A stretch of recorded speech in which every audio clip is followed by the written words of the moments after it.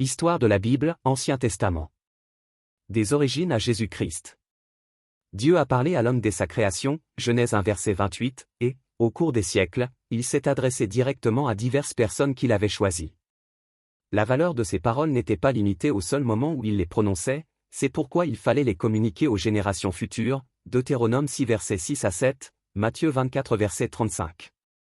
Il en était de même des actes de Dieu qui devaient aussi être gardés en mémoire. Cela conduisit à mettre par écrit dès que possible tout ce dont il fallait garder le souvenir, Exode 17 verset 14, Josué 10 verset 13, etc. Un texte écrit permettait de fixer définitivement ce qu'une tradition orale aurait pu déformer. C'est là une des raisons d'être de la Bible en tant que livre. Pourtant la Bible se distingue de tout autre livre historique par un fait fondamental, son contenu a été déterminé par Dieu lui-même, 2 Pierre 1 verset 20 à 21. Dieu a également veillé à ce que sa parole soit transmise intacte, Matthieu 5 verset 18. Le terme « Bible » vient du grec « biblia », pluriel de « biblion », livre, ce mot est lui-même dérivé de « biblo » qui désignait tout document écrit, spécialement sur papyrus. La Bible est donc littéralement un ensemble de livres, ou, les livres, elle est le livre par excellence, en contraste avec les textes profanes. L'écriture et les matériaux utilisés. Au Proche-Orient, les civilisations de l'Antiquité développèrent très tôt différentes écritures. Les premières furent en caractères pictographiques, hiéroglyphiques et cunéiformes. La découverte des caractères alphabétiques dont l'usage se généralisa vers 1500 avant Jésus-Christ apporta une simplification considérable et rendit l'écriture accessible à un beaucoup plus grand nombre de personnes. Plusieurs supports pour l'écriture ont été employés, d'abord les pierres et les briques, Job 19 verset 24, Exode 32 verset 15 à 16, Deutéronome 27 verset 2 à 3, puis les papyrus d'origine végétale.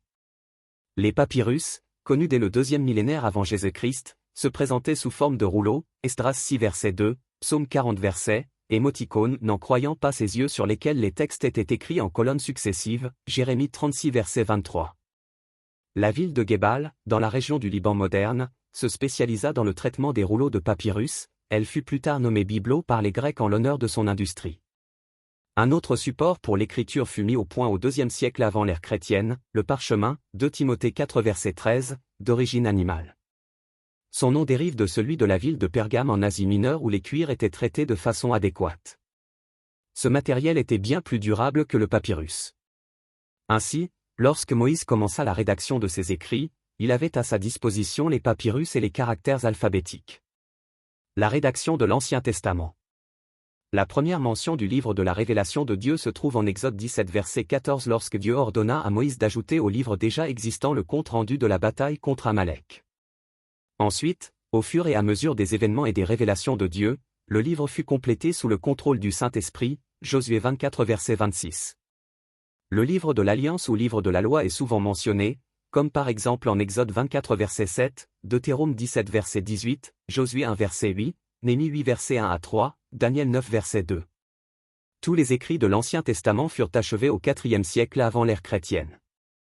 La plupart d'entre eux avaient été assemblés au Ve siècle, probablement par Esdras le scribe, Esdras 7 verset 6, Esdras 7 verset 12, Esdras 7 verset 21. Les 5 livres de Moïse furent admis comme canoniques aux environs de 444 avant Jésus-Christ, les livres des prophètes entre 300 et 200 avant Jésus-Christ et les Saintes Écritures, dès 165 avant Jésus-Christ.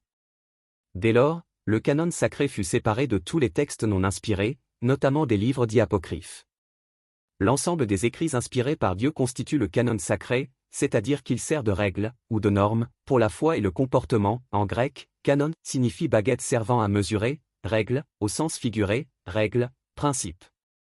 Au cours de l'histoire, différents classements sont apparus, cependant, dans tous les cas, les livres étaient répartis en 3 sections, Luc 24 verset 44. La Torah égale la loi ou les 5 livres de Moïse, Genèse, Exode, Lévitique, Nombre, Deutéronome, le Pentateuque. Les Nbim égale les prophètes, Josué, Juges, 1 et 2 Samuel, 1 et 2 Rois, Ésaïe, Jérémie, Ézéchiel et les 12 prophètes mineurs. Les Kétubim égale moins les psaumes et autres écritures, les psaumes, Job, les proverbes, Ruth, le Cantique des Cantiques, l'Ecclésiaste, les Lamentations de Jérémie, Esther, Daniel, Esdras, Néhémie, 1 et 2 Chroniques. La transmission du texte biblique. Il était indispensable de recopier et de multiplier les exemplaires du texte sacré. Un très grand nombre de copistes effectuèrent cette tâche, en particulier les scribes de Jérusalem et les Samaritains, établis sur le mont Garizim, qui eux se consacrèrent à la copie du Pentateuque. Au IIIe siècle avant Jésus-Christ, le roi d'Égypte Ptolémée II Philadelphe ordonna la traduction d'hébreu en grec de la littérature juive, sacrée et profane. L'Ancien Testament grec reçut le nom de « version des Septante », abrégé LXX.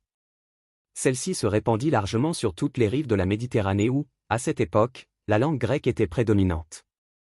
La diffusion de cette traduction prépara le monde à la venue de Jésus-Christ sur la terre, cf. Jean 12 versets 20 à 21, Matthieu 2 versets 1 à 2. Les traducteurs de la version des Septante réorganisèrent l'ordre des livres pour les classer par thème et de façon chronologique. C'est dans cette disposition que l'on trouve les livres de l'Ancien Testament dans la plupart des éditions chrétiennes de la Bible.